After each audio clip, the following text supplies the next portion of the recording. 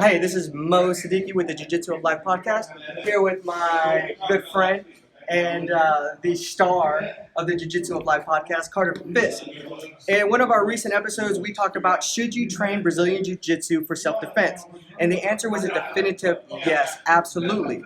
But at the same time, there are several different elements in a real fight that you're going to want to somewhat explore. We don't want to turn you into some sort of boxing champion, but in this particular video, we want to teach you some fundamental boxing that will allow you to effectively implement your Brazilian Jiu-Jitsu in a real fight. The fact of the matter is that most times, unless you're asleep or sitting in your cubicle at work, the fight is going to start on your feet. And so from this position right here, the fight is a lot about distance and managing the distance and controlling the distance. From this position right here, from this distance right here, I'm in Carter's kicking distance, right? He can throw a kick and be very effective. As I progress forward, I move into his punching distance. Where I want to be is right in here, where we can be in a dirty boxing / grappling distance. The question is, how do I safely navigate those different distances? How do I safely get past his kicking? How do I safely get past his punching so that way I can get into my jiu-jitsu? So today we're going to talk about a couple of different scenarios or things that you can do to drill after jiu-jitsu class with your partner that if you do it religiously, I believe in 6 months to a year's time, you're not going to be Floyd Mayweather, but I think you're going to have a better game plan going into a real fight of how to close that distance safely. So the first thing that we're going to talk about in video number 1 is head movement. Anywhere in America, anywhere in the world, whether it's boxing or MMA, a fundamental to fighting is head movement.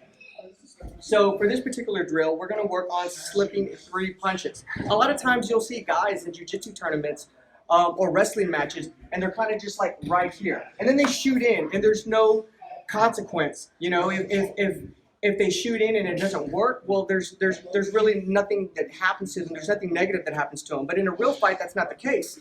Carter's going to be throwing punches. He's going to be throwing kicks. If I get my shoot wrong and I get hit, there's a good chance I could get hurt. I could get knocked out. So what we want to do is we want to make ourselves a hard target. And the way we're going to do that is utilizing our head movement. If I'm actually trying to close the gap on Carter to get into a grappling range, I'm going to want to be moving my head. I'm going to want to be using my jab.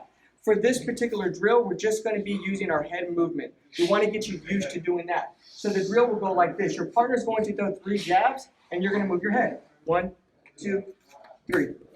Now the important thing here is I stepped in to get that single leg. I'm not going to show that because that's not my area of expertise. But if you subscribe to the Jiu-Jitsu of Life podcast, we got a wrestling expert, our good friend Reed. He's going to show that takedown.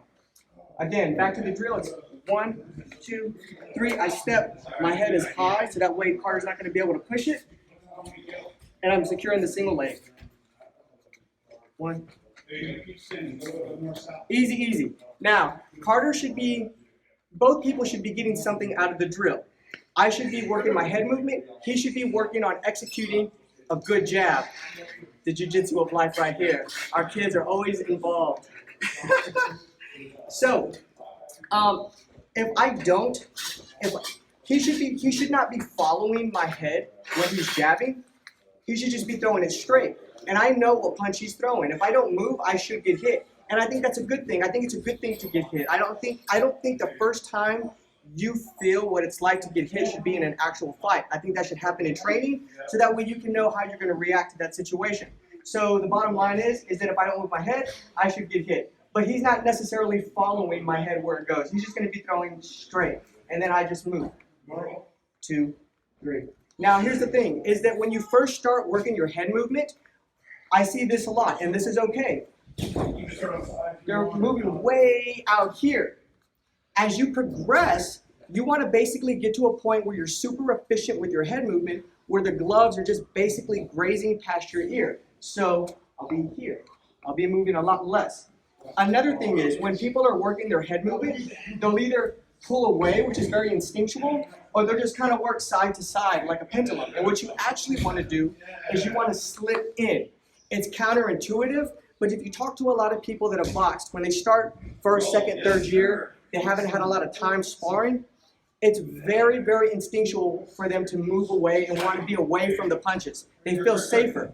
But if you talk to somebody who's been trained 4, 5, 10 years in boxing, they actually feel safer the closer they are.